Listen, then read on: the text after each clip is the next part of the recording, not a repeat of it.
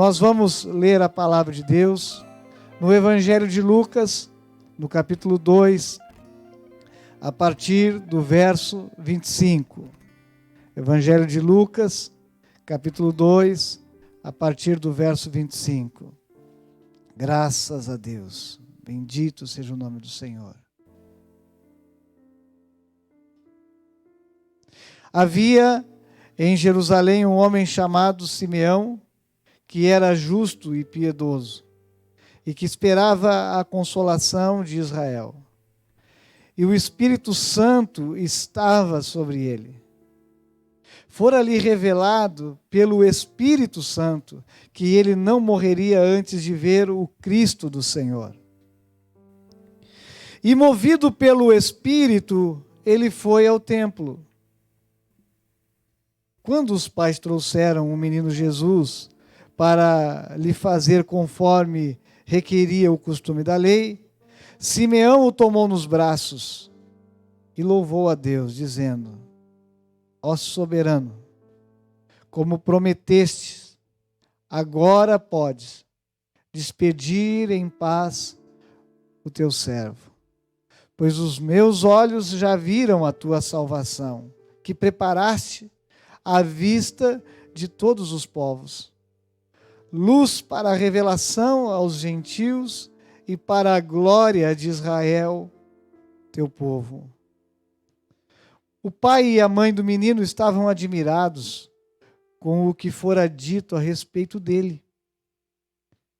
E Simeão os abençoou e disse a Maria, mãe de Jesus: Este menino está destinado a causar a queda e o sorgimento de muitos em Israel, e a ser um sinal de contradição, de modo que o pensamento de muitos corações será revelado.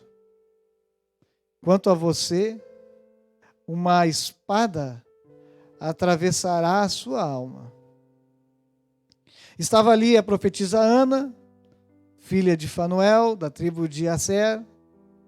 Era muito idosa, havia vivido com seu marido 7 anos depois de se casar e então permanecia viúva até a idade de 84 anos. Nunca deixava o templo, adorava a Deus, jejuando e orando dia e noite.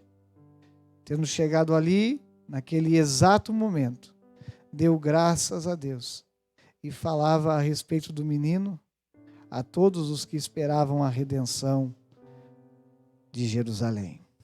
Até aqui. Nesta passagem que lemos,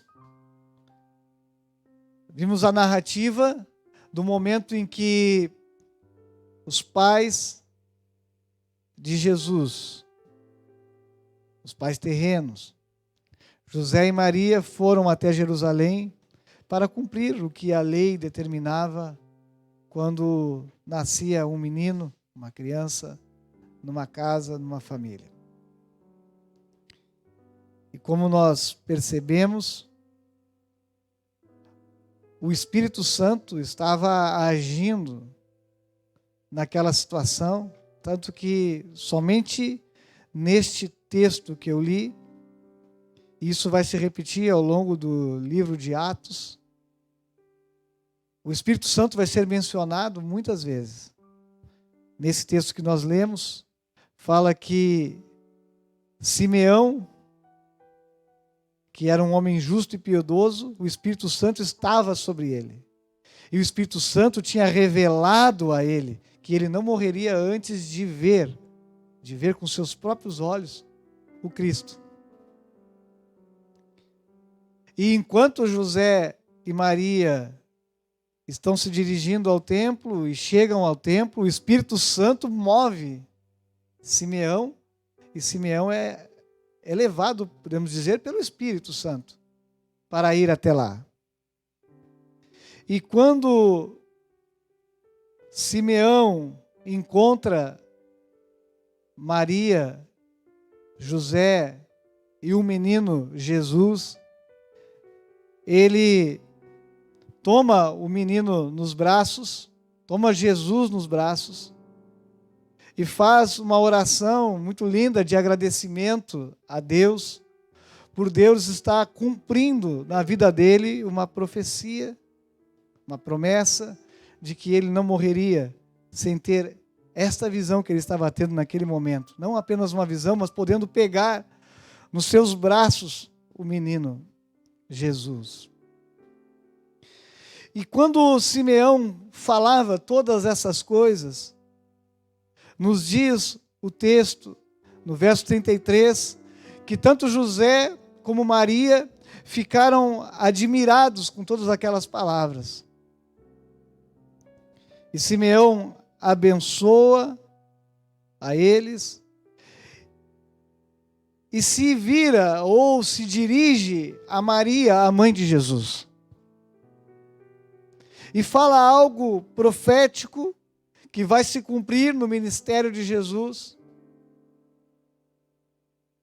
com relação ao destino do Mestre. Como que seria o seu relacionamento com Israel, o seu povo, com as autoridades do seu povo. E Simeão vai dizer no verso 34, olha, este menino está destinado a causar a queda e também vai levantar muitos. Ele vai ser um sinal de contradição. Todos aqueles que conhecem o ministério de Jesus sabem que isso se cumpre. No verso 35 ele diz, de forma que os pensamentos de muitos corações, o pensamento de muitos corações será revelado. E preste bem atenção nessa expressão que Simeão usa, se dirigindo especificamente a Maria. Quanto a você, uma espada atravessará a sua alma. E é nessa expressão que eu quero me ater um pouco mais para a nossa meditação. Nós sabemos que Maria, ela foi escolhida para ser a mãe do Senhor Jesus. Algo muito especial. Hoje, nós estamos comemorando aqui no Brasil o Dia das Mães. E um título, um tema que eu estava pensando para nortear a nossa meditação. E não me veio outra expressão senão a palavra resiliência. A resiliência de uma mãe.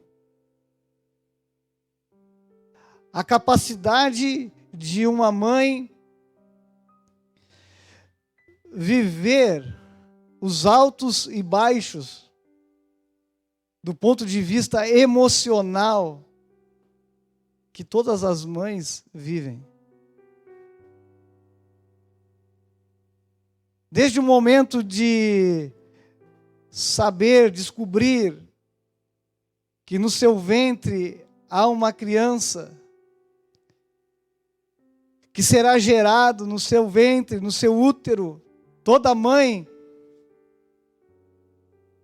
creio eu, pelas nossas próprias experiências de marido, de filho, de pastor, que é um alto, muito mais altos do que baixos, momentos. Podemos dizer momentos de muita alegria, de intensa emoção. Acho que essa é a expressão correta. Quando a mulher, ela descobre que dentro do seu ventre vai se desenvolver um outro ser, um menino, uma menina, e que ela está gerando uma outra vida. Isso é um privilégio que nós, homens, não temos como ter. Mas as mulheres, as mães, têm esse privilégio. Sabemos que a alma é a sede das nossas emoções. E depois vem o nascimento, vem todos os demais momentos da vida de uma mãe, do seu relacionamento com o seu filho, com sua filha. vendo o desenvolvimento da criança, até ela se tornar adulta e seguir o seu caminho. Muitas emoções. Como disse, a gente fala pela observação, mas você, mamãe, você, mãe que está nos acompanhando nessa transmissão, pode testificar se é assim ou não a vida de uma mãe. Maria ainda tinha algumas situações que envolveram ela e essa gravidez que a diferenciam de uma gravidez normal, comum. Porque um anjo vem ao encontro dela e dá uma notícia: olha, tu és bem-aventurada entre as mulheres. Tu és a mais feliz de todas as mulheres, porque serás mãe.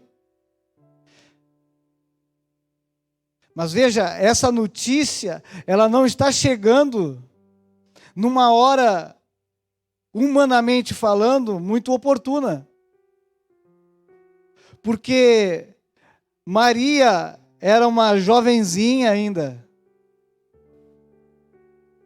Estava noiva de José. Já tinha um compromisso com ele. Mas eles ainda não tinham casado. Não moravam juntos. Não tinham relacionamento sexual. E de repente vem um anjo e diz: ó, você vai ficar grávida. Veja que hoje, nós que olhamos a história pelo retrovisor, parece simples. Mas será que nós conseguimos nos colocar no lugar desta jovem? Será que nós conseguimos imaginar as suas emoções, o misto de emoções que estão ali na sua alma?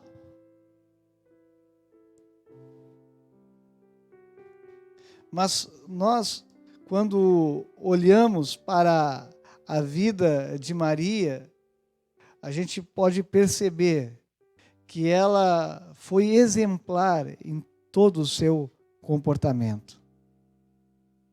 Maria era uma mulher de origem humilde, uma jovem de origem simples, morava numa região pobre, lá no interior. E quando ela recebe esta notícia, ela está correndo sérios riscos, inclusive risco de morte. Porque veja bem, a notícia é que ela estava grávida, ela estaria concebendo uma criança, cujo filho não seria filho biológico do seu noivo. Que este filho herdaria dela o DNA dela, mas não do marido. E que seria gerado por obra do Espírito Santo. Algo inédito. Algo que só aconteceu uma vez e nunca mais aconteceu na história. E ela foi a premiada. Mas só que lidar com o peso desse prêmio também exigia muita maturidade, muita submissão e muita humildade. E essas eram características que Maria tinha. Nós, ao olhar, como disse hoje, para trás, para a história e saber o fim da história, fica fácil pensar, fica fácil analisar. Mas certamente foi um misto de emoções que invadiu a alma de Maria. Deus havia escolhido José para ser o pai adotivo de Jesus. E Deus conhecia também o coração de José, porque se ele fosse um homem ímpio, ele não teria admitido essa situação. José chegou a cogitar essa possibilidade de deixar ela. Cogitou a possibilidade de deixar ela secretamente. Mas veja como ele era um homem piedoso, que ele em nenhum momento ele cogitou, por exemplo, entregar ela para as autoridades, dizer, olha, está grávida, não sei de quem é, rasgo aqui o meu contrato e ela que se vire. Mas José também era um homem temente a Deus, e era um homem que, em todos os momentos, procurou preservar Maria. E Deus, vendo isso, inclusive, faz com que um anjo vá até José e também fale com ele, oriente ele. E José, como um homem piedoso que era, ele acata a sua missão. Ele acolhe Maria como sua esposa, que já era, mas agora grávida de um filho que, segundo o anjo, era obra do Espírito Santo. Quando nós nos deparamos com esta passagem da Bíblia Sagrada, com a história de Jesus, com a história de Maria, com a história de José, e quando nós olhamos para Maria como mãe, a gente pode perceber que ela tem êxito na sua missão. Maria, ela cria Jesus, ela acaba criando Jesus, junto com José. A Bíblia Sagrada não nos relata pormenores da infância, da adolescência de Jesus. A Bíblia, inclusive, não nos relata em que momento José vem a falecer, mas tudo indica que em algum momento da trajetória, da caminhada dessa família, José acaba faltando. E Jesus, como sendo o filho primogênito, o filho mais velho daquela família, acaba assumindo também a profissão do pai e possivelmente também a responsabilidade sobre os demais irmãos, irmãs, sobre aquela família. Mas nesta noite, neste Dia das Mães do ano de 2020, o que eu gostaria mesmo de falar um pouco mais é a respeito desse papel da mulher mãe. Porque essa história que está se cumprindo na vida de Maria, ela não começou aqui. Não começa aqui no Novo Testamento. Mas ela vai nascer lá atrás. No dia em que o pecado entrou na raça humana. Quando, depois de pecar, Adão e Eva terem desobedecido a Deus, ocorre aquilo que muitos teólogos chamam de o primeiro evangelho, a primeira promessa futura de redenção, o proto-evangelho. Quando a expressão do próprio Deus é usada lá em Gênesis 3, que da semente da mulher, da descendência da mulher, nasceria uma criança que seria chamada de o descendente. Aquele que seria capaz de pisar a cabeça da serpente. E a serpente aqui é Satanás. Aquele que tinha acabado de tentar Eva e Adão e tinha vencido essa batalha, iniciando uma saga de horrores na raça humana. Porque desde esse dia o pecado entra na raça humana e as consequências desta entrada do pecado na raça humana nós sabemos, porque nós vivemos essas consequências até hoje. O mal entra na raça humana. E nós conhecemos muito bem o resultado que a maldade e o mal geram na raça humana. Mas é interessante que Deus, na sua visão com relação à mulher, e eu tenho falado isso de uma forma não programada, mas de forma muito seguida, tem entrado nas mensagens aqui, como Deus vê a mulher, como Deus vê o papel da mulher. E eu tenho batido nessa tecla, reiteradas vezes, de que a maneira como Deus vê a mulher, e por consequência, como Deus vê as mães, é diferente de como o sistema mundo trata as mulheres e as mães. É diferente de como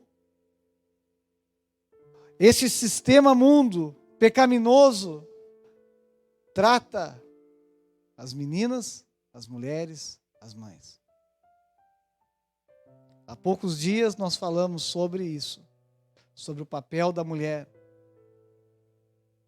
Falamos sobre como algumas ideologias hoje são nefastas e distorcem o papel da mulher e ainda invertem a situação dizendo que a Bíblia é que é um livro machista, que a religião, que o cristianismo persegue as mulheres. Mas se nós olharmos com atenção como Deus trata as mulheres, nós, humanamente, pelos padrões humanos, nós jamais admitiríamos, por exemplo, que nessa linhagem que vem de Eva até chegar em Maria, fizesse parte da genealogia, isso é, dos antepassados de Jesus, algumas mulheres. Talvez se fosse algum de nós a definir isso, nós faríamos filtros, e certamente Tamar, a primeira mulher mencionada na genealogia de Jesus, não faria parte. A história que está narrada ainda lá no livro de Gênesis, quando Tamar, por mais de uma vez, ela se torna viúva e ela é considerada amaldiçoada por Judá, o seu sogro, e ela é lançada no esquecimento, mas Deus não esqueceu dela, e Deus inclui ela na genealogia de Jesus. Talvez,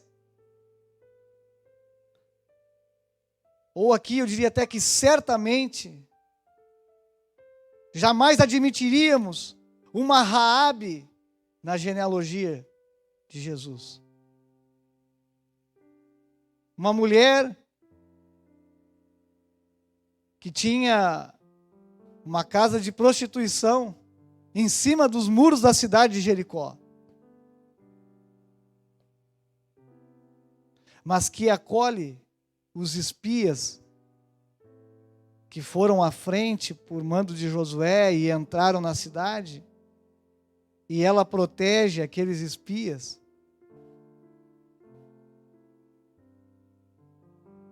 E Deus olha para aquela atitude, abençoa Raabe, ela é poupada, ela e sua família, e ela se casa com um dos filhos de Israel, e constitui família, e lá está ela, na genealogia de Jesus. Talvez, se eu fosse escrever, ou você fosse escrever essa história, não incluiria Ruth, uma moabita, não incluiria Batseba, uma adúltera, por ter adulterado com Davi, mesmo que nessa história Davi seria o maior responsável, porque era rei. Nós não incluiríamos essas mulheres. É bem verdade que Maria não tem uma história nem de longe parecida com essas que eu acabei de citar. E nós já falamos um pouco a respeito dela. Mas veja como Deus trata as mulheres. Como Deus não discrimina as mulheres. Como Deus tem uma maneira toda especial de derramar graça e transformar histórias. Mas agora aqui, esta menina que foi escolhida então para ser a mãe de Jesus. Quando Simeão fala para ela, diz: olha, esse menino, ele será uma bênção, mas ele será também motivo de contradição. Ele vai meter a mão com gente grande. Ele vai ser contra o sistema. Ele vai ser contra a religião e a religiosidade. Ele virá com um novo discurso. E você, mãe, vai acompanhar tudo isso. Você verá esse menino que hoje está nos teus braços e é ainda um bebê crescer, passar por tudo isso que Simeão tinha acabado de falar. E Simeão fala assim: e uma espada transpassará a tua alma. Você consegue perceber a força dessa expressão? De uma espada transpassando sentimentos, emoções, a dor. Maria escuta tudo aquilo e guarda no seu coração. Essa era uma característica de Maria. Como eu já falei, Jesus acaba se tornando o líder da sua família. Mas quando chega perto dos 30 anos de idade, ele precisa exercer o seu ministério. O seu ministério seria exercido de forma muito rápida, cerca de 3 anos e meio, de forma intensa. E aquele que era o carpinteiro, o herdeiro da profissão do seu pai, da cidade de Nazaré, que morava ali, que conhecia todo mundo e todo mundo conhecia ele, se apresenta ao mundo como sendo o Messias, o Cristo, o Filho de Deus, e começa a realizar milagres, e começa a fazer maravilhas, e começa a atestar a sua identidade messiânica. E Maria observa tudo. Os demais filhos de Maria, a Bíblia revela pelo menos o nome de 4 deles, e fala em irmãs, então seriam pelo menos mais 2. Com mais Jesus, nós podemos inferir que a família de Jesus era composta de pelo menos 7 filhos. Talvez tivessem mais mulheres, porque a Bíblia não relata o nome das mulheres, mas fala no plural. Os irmãos de Jesus não creem nele. Não conseguem aceitar essa transformação de ele ser o carpinteiro, o irmão mais velho, aquele que cuidava da família, para ser agora o Messias. Mas Maria guardava tudo em silêncio.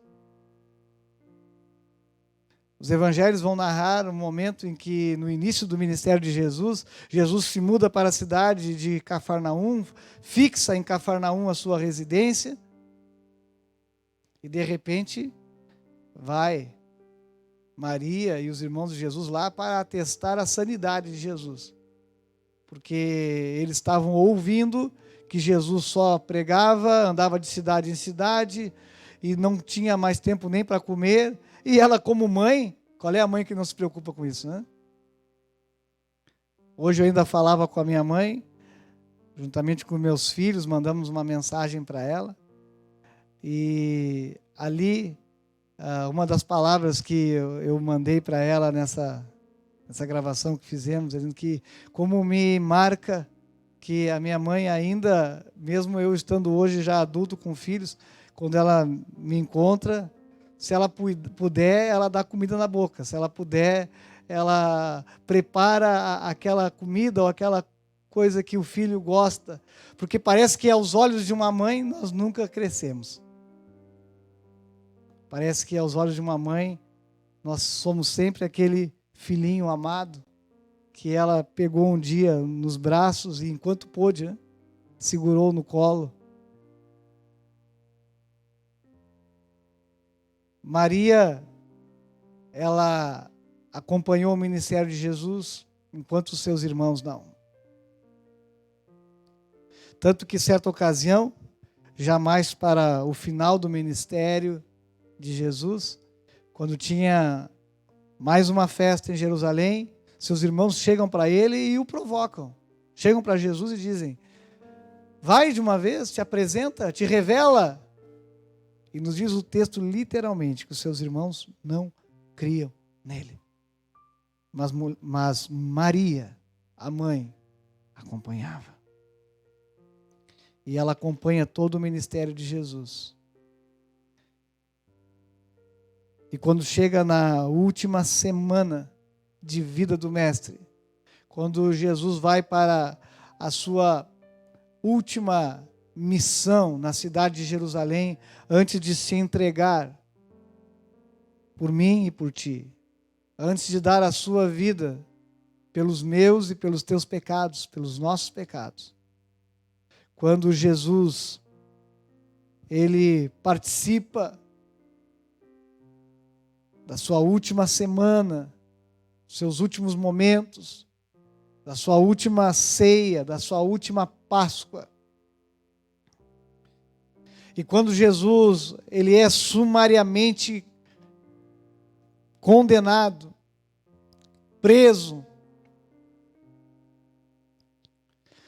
condenado à crucificação, quando Jesus é levado para o alto do monte chamado Caveira ou Calvário, quando Jesus está ali,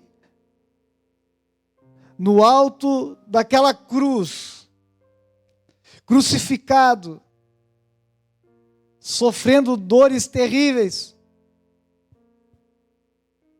sangrando, tendo a sua vida sendo esvaída, ali estava Maria, a mãe de Jesus. Ela não se poupou desse momento.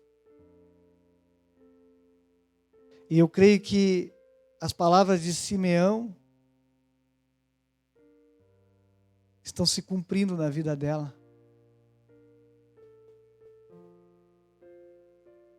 Quando os guardas romanos precisam acelerar o processo de morte daqueles que estavam crucificados, porque eles não podiam, havia uma pressão por causa dos religiosos, eles não podiam ultrapassar o horário das 6 horas da tarde, porque iria iniciar o dia de sábado. E aqueles que crucificaram Jesus, que foram os mandantes da morte de Jesus, que foram aqueles que falaram de forma caluniosa contra Jesus, os condescendentes com a morte de Jesus, estavam vendo a morte de um homem inocente, o próprio Filho de Deus, que eles não criam, mas eles estavam preocupados com o sábado. A preocupação deles é que aqueles corpos fossem baixados antes de iniciar o sábado. Essa era a preocupação dos religiosos.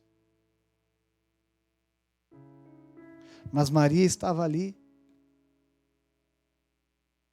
E de repente os soldados vêm para acelerar o processo de morte, quebram as pernas dos demais crucificados que ali estavam. Chegam para fazer o mesmo com Jesus, mas se eles fazem isso com Jesus, a profecia não se cumpre, que nenhum dos seus ossos seria quebrado. Mas eles percebem que Jesus já havia expirado, e então eles transpassam uma espada no lado de Jesus. Aquela mesma que Tomé depois diz que só cria que Jesus havia ressuscitado se tocasse naquela ferida. Mas eu creio, e é uma inferência minha, que naquele momento não apenas o corpo de Jesus foi transpassado, mas a alma desta mãe foi transpassada.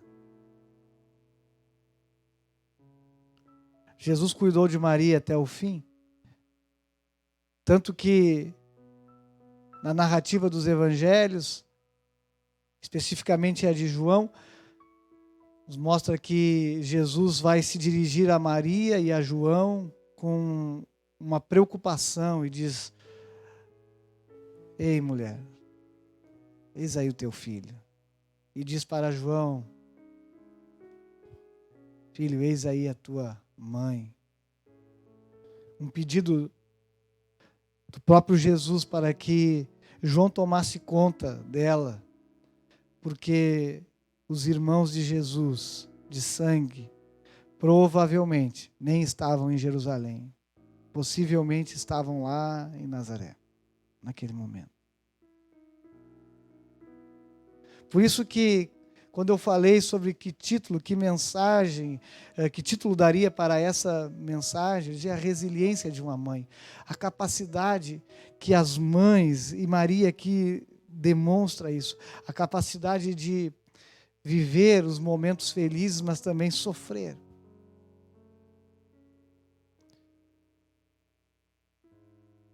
E nós vivemos num país tão desigual, nós vivemos num país tão complicado. Nós vivemos em tempos de que é necessário uma lei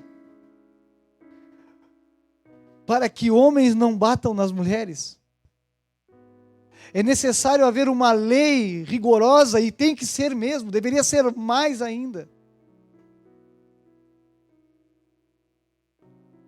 Por causa de homens que consideram as mulheres sua propriedade. E machucam fisicamente, e machucam psicologicamente. E você que está aí me ouvindo sabe do que eu estou falando. Quando nós olhamos para o nosso Brasil e vemos o quanto esse sistema mundo que eu tanto bato, e eu não bato porque quero ser um ativista, não. Eu bato nessa tecla porque eu vejo, ao olhar a palavra de Deus, os mandamentos do Senhor, os propósitos de Deus, o quanto nós estamos como sociedade afastados desses princípios. Porque quando eu bato na tecla da adultização de uma criança, o quanto isso é pernicioso, o quanto é terrível roubar a inocência de uma criança de 7, 8, 10, 11 anos, o quanto é nocivo levar os nossos meninos e as nossas meninas a terem relacionamentos cada vez mais precoces. É porque tudo isso causa e gera feridas na alma. Gera consequências inimagináveis. E hoje, no Dia das Mães, quantas mães por esse Brasil afora, que tem filhos fruto de um relacionamento dessa natureza, quando ela foi tratada apenas como um objeto de consumo para uma noite de prazer, para um irresponsável, que só tinha uma preocupação: usufruir do corpo dela. Por isso que eu digo que é contra isso que nós devemos nos levantar. É contra isso. Porque feridas na alma são geradas. Quantas mães que criaram e criam seus filhos sozinhas, sem uma figura paterna, para cumprir o seu papel no lar. Pois, como já falei também em outras mensagens, eu entendo que homem e mulher, eles se complementam e cada um tem o seu papel a ser cumprido numa casa, no lar, na criação dos filhos. O que nós vemos hoje são homens imaturos, homens que não assumem o seu papel, homens que são criados talvez sem a referência de um pai, e depois, ao invés de se tornarem maridos, continuam sendo filhos de suas esposas. Eu ousaria dizer que a mulher é uma grande vítima em tudo isso.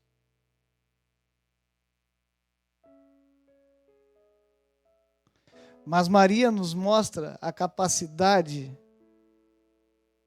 a resiliência de uma mãe. E eu sei que tem muitas mães que estão nos acompanhando nessa transmissão. Talvez você se identifique com algumas das coisas que eu estou falando. Essa capacidade inimaginável de uma mulher aceitar, muitas vezes, ficar debaixo de um teto com um marido violento, porque ela não pensa nela, mas sim nos filhos. De mulheres que perderam a sua infância, a sua adolescência, a sua juventude, sendo vítimas de homens irresponsáveis e desse sistema podre que coloca a mulher como objeto desde novinha. Mas Deus, como já falei, olha para a mulher de forma diferente. Deus é um Deus de segundas chances. Quando Tamar era considerada uma mulher amaldiçoada, Deus diz: não. Você vai ser bênção. Inclusive vai fazer parte da genealogia do meu filho. Deus, quando olha para Raabe, olha de forma diferente do que qualquer um de nós. E dá uma segunda chance para aquela que era uma prostituta da cidade de Jericó. Da mesma forma com Ruth, a moabita, uma estrangeira, que pelos israelitas jamais faria parte de uma genealogia, muito menos da genealogia do Messias. Da mesma forma para Betseba. Mas um diferencial que Maria teve, um privilégio que Maria teve, uma característica que Maria teve. E quando o Senhor ministrava essa palavra no meu coração, eu fiquei pensando, puxa, mas parece que nas últimas mensagens, sempre a gente fala de vários assuntos, mas volta nesse. Maria, quando ela recebe a notícia do anjo, a expressão é: descerá sobre ti o Espírito Santo. Essa criança que vai ser gerada no teu ventre é fruto da presença do Espírito Santo de uma forma singular, inédita na vida de uma mulher. Jamais houve e jamais haverá algo assim. Mas Maria foi cheia do Espírito Santo.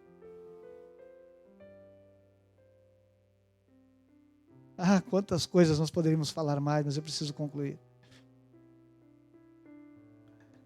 Maria, quando encontra com Isabel, e Isabel estava grávida de João Batista, com cerca de 6 meses de diferença, nos diz o texto que, quando Maria chega na casa de Isabel, Isabel ela é cheia do Espírito Santo, e até o menino João Batista, que estava ainda no ventre de Isabel, se movimenta lá dentro. E me chama a atenção que Maria, além de ficar até o fim, acompanhando Jesus, até a sua morte de cruz, quando nós vamos para Atos capítulo 1, nos diz que alguns dos seguidores de Jesus, agora Jesus já tinha ressuscitado, Jesus já tinha passado 40 dias nessa terra, instruindo, agora ele não era apenas o filho de Maria, mas era o filho ressurreto do Deus vivo. Agora ele já tinha ressuscitado, ele já tinha ido para o céu, mas ele tinha dito: fiquem em Jerusalém, até que vocês vão receber do alto o revestimento de poder.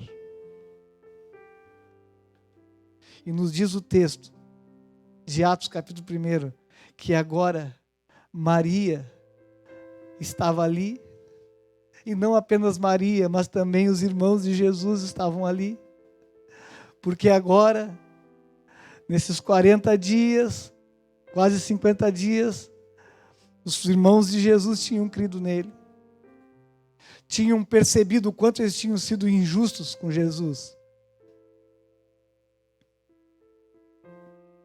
E no dia de Pentecostes, nos diz o texto que cerca de 120 pessoas estavam ali, no dia da festa de Pentecostes, por volta de 9 horas da manhã, o Espírito Santo, agora não de uma forma específica, sobre alguma pessoa, sobre um profeta, sobre um rei, sobre um homem ou uma mulher de Deus lá no passado, ou até mesmo como veio sobre Maria, na concepção de Jesus. Agora o Espírito Santo seria derramado sobre todas as pessoas que estavam naquele lugar. E nos diz o texto que quando o Espírito Santo toma aquele lugar e toma aquelas pessoas, Maria é uma delas. E Maria, ela é uma das pessoas que é tomada pelo Espírito Santo. É uma daquelas que o Espírito Santo desce como línguas, como de fogo. É uma daquelas que começa a falar das grandezas e das maravilhas de Deus. Por isso eu volto a dizer a você que está nos acompanhando nessa mensagem: a resiliência de uma mãe. Mulheres são fortes, mulheres são espetaculares, mães são indescritíveis, mas quando o Espírito Santo está no coração de uma mãe, quando uma mãe é cheia do poder do Espírito Santo, ela tem uma capacidade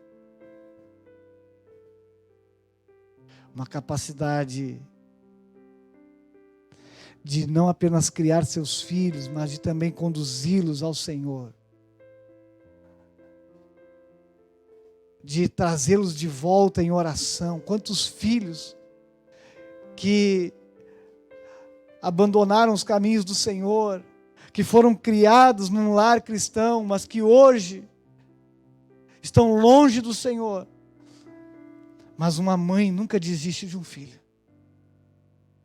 Uma mãe, ela pode ouvir palavras horríveis, ela pode ser afrontada, mas o amor que ela possui, a resiliência que ela possui, e se ela for cheia do Espírito Santo, ainda mais, ela traz de volta esse filho em oração. Hoje, com a internet, pode ser que alguém que esteja nos acompanhando, esteja até, quem sabe, dentro de um presídio. Filho de uma mãe que o ensinou no caminho do Senhor. Mas uma oração de uma mãe, a resiliência de uma mãe, é muito poderosa. Por isso eu quero convidar a você, mamãe, mulher, mãe, e também, por que não, você, homem, filho, esposo, quero te convidar a você meditar um pouco a respeito de tudo que nós falamos nessa noite, aqui nessa transmissão.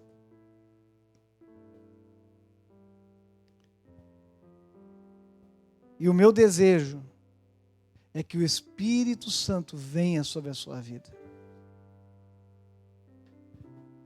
Para que, quem sabe, você, mamãe, que chega neste dia desanimada, triste, cansada, em ver que tantas coisas não deram certo. Mas eu quero te dizer que, se Jesus entrar nessa situação, o seu coração, ele vai ser cheio de esperança novamente. Se você está nos caminhos do Senhor, busque mais a presença do Senhor Jesus, busque mais a presença do Espírito Santo, e Ele vai te dar a vitória. Ele vai não apenas consolar o teu coração, mas Ele vai te dar a vitória. E mesmo, quem sabe você que já está no finzinho da vida, diz, mas eu não estou vendo o resultado, talvez eu vá partir sem ver os meus filhos nos caminhos do Senhor, sem ver essa situação resolvida. Eu te digo, nem que você parta nessa condição, mas há uma promessa sobre a sua vida, e a sua oração ainda vai continuar tendo efeitos, mesmo depois da sua partida. Mas antes de orar com você, eu gostaria que você meditasse um pouquinho mais em tudo que nós falamos, tudo que falei até aqui. E você medite agora na letra desta canção, que é uma letra justamente desse momento em que Maria recebe a promessa de que ela seria, a notícia, melhor dito, de que ela seria a mãe de Jesus.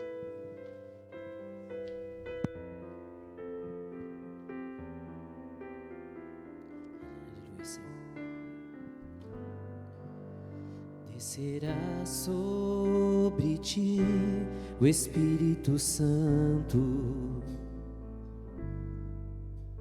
e o poder do Altíssimo te envolverá. Descerá sobre ti o Espírito Santo, e o poder do Altíssimo te envolverá. Tua alma viverá, teu espírito renovará, e no teu corpo tudo novo se fará.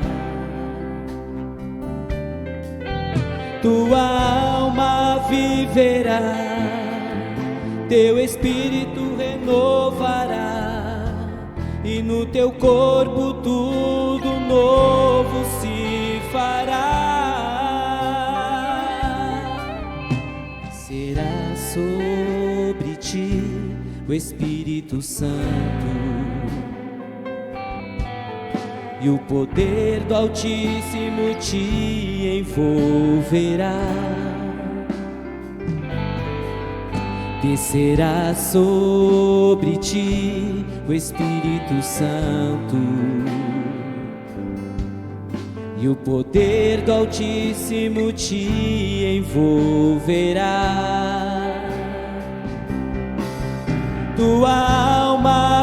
viverá, teu espírito renovará, e no teu corpo tudo novo se fará. Tua alma viverá, teu espírito renovará, e no teu corpo tudo novo se fará. Tua alma viverá, teu espírito renovará, e no teu corpo tudo novo se fará. Tua alma viverá, teu espírito renovará, e no teu corpo tudo novo se fará.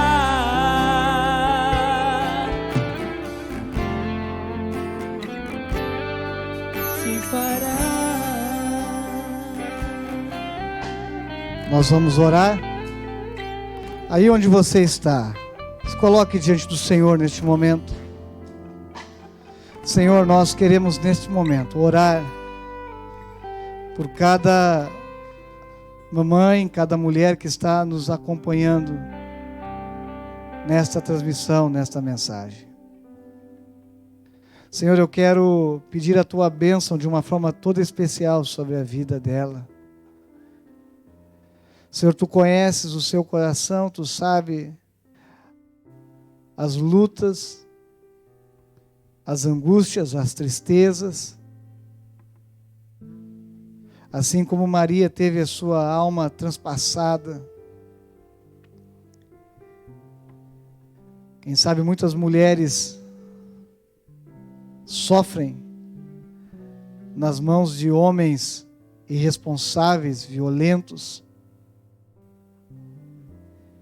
Quem sabe jovens mamães sofrendo por causa de um namorado irresponsável.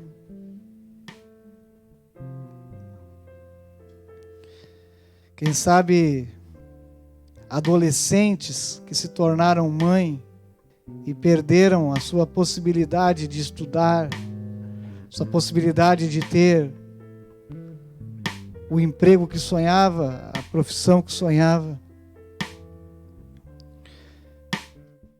por conta de uma gravidez indesejada que é resultado de algo que é incentivado nos nossos dias,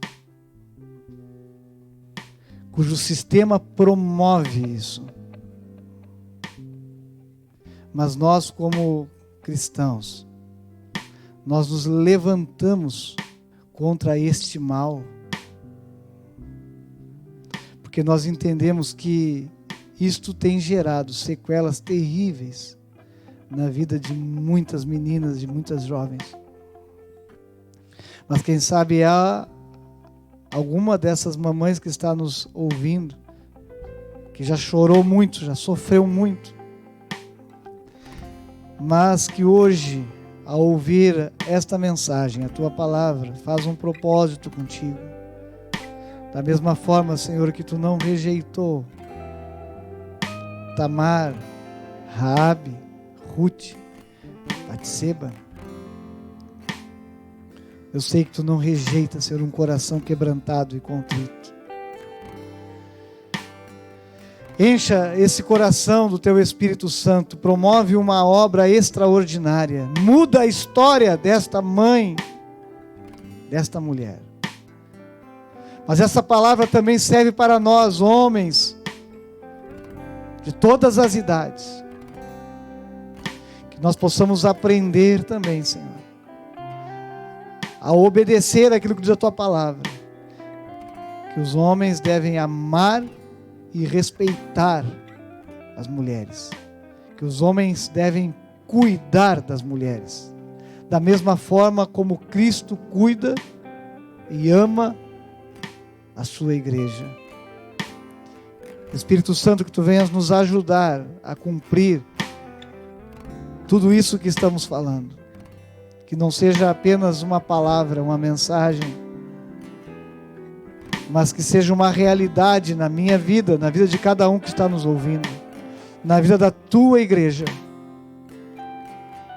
E que nós possamos experimentar, Senhor, um tempo de alegrias, um tempo de vitórias, porque a tua vontade, ela é boa, perfeita e agradável.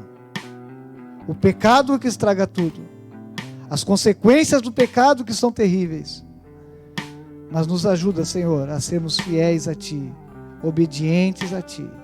Por isso eu ministro, Senhor, sobre a vida daquele que está nos ouvindo, daquela que está nos acompanhando. Quem sabe há um filho, uma filha, que entende que fez sua mãe sofrer, que gerou feridas no coração dessa mãe, mas que está agora arrependido, pedindo perdão a Ti. Trabalha nesse coração também. Traz paz às famílias, traz restauração às famílias, restaura relacionamentos. Nós declaramos a Tua bênção, em nome de Jesus, em nome de Jesus, em nome de Jesus. Amém. No teu corpo tudo novo se fará. Tua alma viverá, teu espírito renovará, e no teu corpo tudo